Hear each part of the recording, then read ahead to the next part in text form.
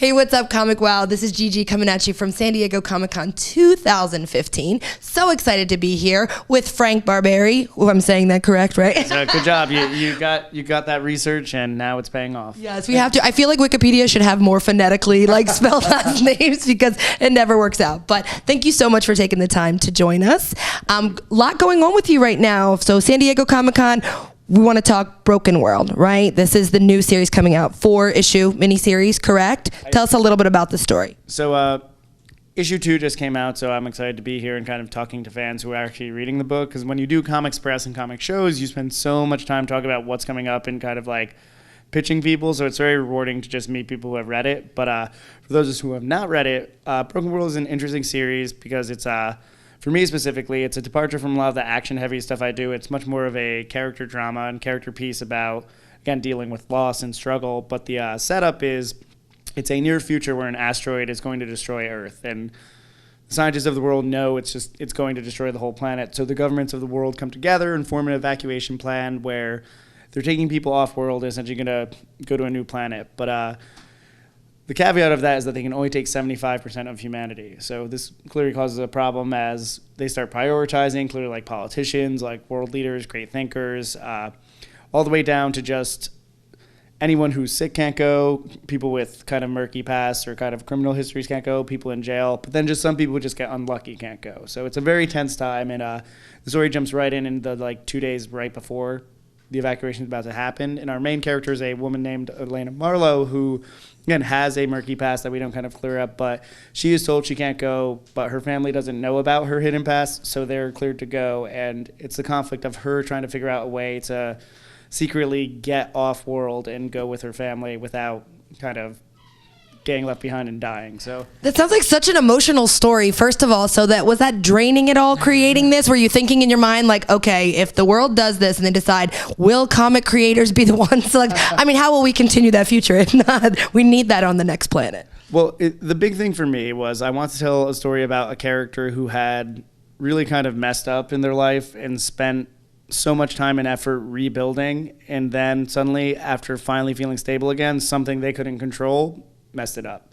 I think that's really relatable, especially as I get older. I realize there's so much stuff you expect in life, so much you think is going to work out a certain way, and I think being an adult is about learning to deal with that, learning to kind of like pivot and figure things out. And I feel like we don't see enough of that in fiction. We get too much that's caught up with the actual disaster versus the fact that disasters are really important because they affect people. And that was really my entry into it. And a lot of what I want to say with the book is about that, and also about kind of the idea of building or rebuilding life after things go wrong. Because again, we don't specify in the first issue what happened to Elena, but again, her son is her biological son, but her partner is not the son's biological father, so we get that. So there's a complex relationship there as well, but still we understand that she's willing to do everything for her family and clearly prioritizes them. So we want to figure out a way to kind of show how much she cares without her just saying, I care about my family a lot in every panel. And I have to really credit my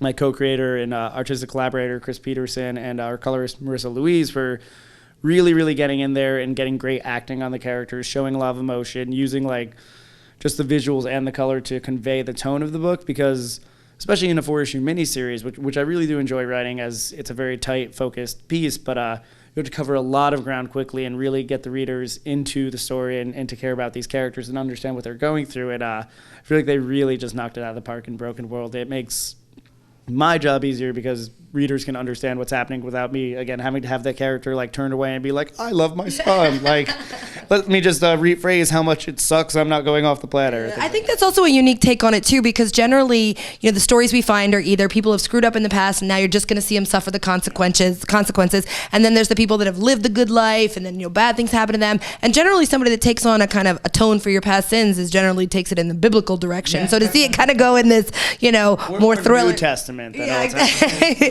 Thriller. So at the culmination of this, like as everything completes in the 4-issue series, what was it like when you finished it? Did you feel like at that final last page, like this is where I saw it going from the beginning, or was there a part along the way where you're like, wow, I actually thought the story was going to end a little differently than it did? Well, I feel like that's one of the joys of just writing. You always discover stuff along the way. And one of the things I absolutely love about comics versus, say, like, because I get a lot of people like, oh, why don't you just write like novels or prose? But what I love about comics is you get to see it as you work on it. It starts becoming real to you. Like the art starts coming in. And again, you hit a point where you have stuff behind you that you're looking at as you're writing. And a lot of times for me, when you start seeing the characters on the page, it's like meeting people and you start to, again, discover them a bit. But with all my stuff, especially the more just like directly character focused stuff, there is a very specific change I want to see in Elena, and that's the whole point of the story, and that's what we want to get across. And of course, you can talk about that, but then the very last scene of the book is really emotionally intense, and I'm really happy with how it ended up. I mean, I feel like it pivoted a little bit, which is always fun to see based on who she kind of became, and I think we definitely see a lot of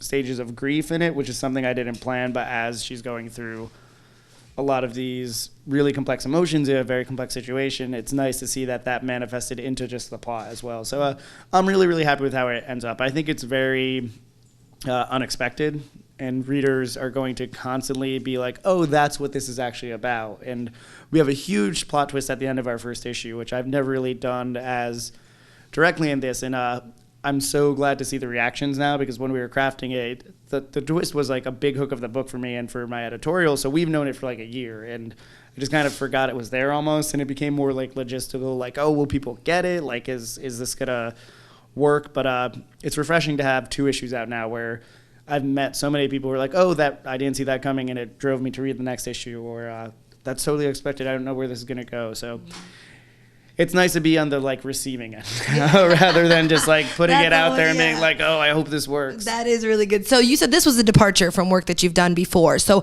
now let's talk Black Market. Like, how does this compare as far as the difference? When you say it's a departure, how so in comparison to Black Market? Well, a lot of my work has been more action oriented. I do a lot of like superhero stuff, and I've done a lot of actually like kind of crime stuff as well. And this story is not necessarily a crime story. Anyway, but Black Market was a book I did last June at Boom, and it's going to be collected in the fall. So I'm really excited to see kind of a second life as a trade, because it was a 4-issue mini series, so it's a really tight, easy to read story in one sitting. But Black Market was, again, another kind of emotionally torn, complex character. It's about a world where there are superheroes, and they kind of appeared and people don't really understand them or are a little afraid, but our main character is a scientist who discovers that in the superhero's blood is a cure for all disease, but extracting it is not necessarily the most easy or legal thing to do. So he's struck with the moral conundrum of like, I know this is there and I know I can fix everything, but I'm going to have to do something very, very bad, possibly evil, to do this. And we kind of see his change from a normal person into a kind of complex sort of villainous character, and it's a really great story, let me say. If I do say so myself, it's maybe one of the best books I've ever read. No, it was a really great piece, and it was definitely a unique take on superheroes, and that's my big thing. A lot of these genres we see to death in comics, like especially superheroes, and I think it was Bendis who said, and one of my favorite books of all time is Powers, which is another very unique take on superheroes. Oh, and enjoying again a new life as a television show now too, but it said like he never wanted to do a kind of creator-owned superhero story unless he found something really unique to say. And I think with Black Market, we found something really unique to say with that interaction between kind of normal people and superheroes. So I was really excited to get that done. And also the art on it was by Victor Santos, who's one of my favorite artists who my editors paired me up with, and I never thought I'd get a chance to work with him. So it's a beautiful book too. So I'm really excited again to have it out in the fall in trade so people can kind of get it who might have missed it when it was out in issues last year. Awesome. And just let everybody at ComicWow know, I know that your Twitter and website have nothing to do with your name. So let them know exactly where they can follow you and find out more besides on ComicWow. It's my Twitter handle is at Atlas Incognita. That's ATLASINCOGNITA. And that's also my website too, atlasincognita.com. But I feel like typically if you Google my name or like my... It worked. I did it. Too. Yeah. Oh, excellent. So...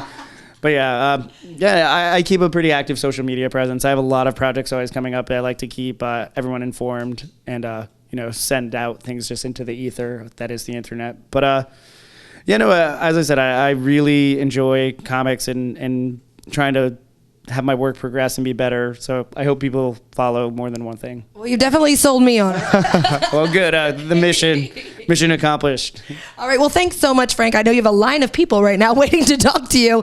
So everybody check out the books Black Market and Broken World. And for ComicWow, I'm Gigi. This is Frank Barbiere, and you're welcome.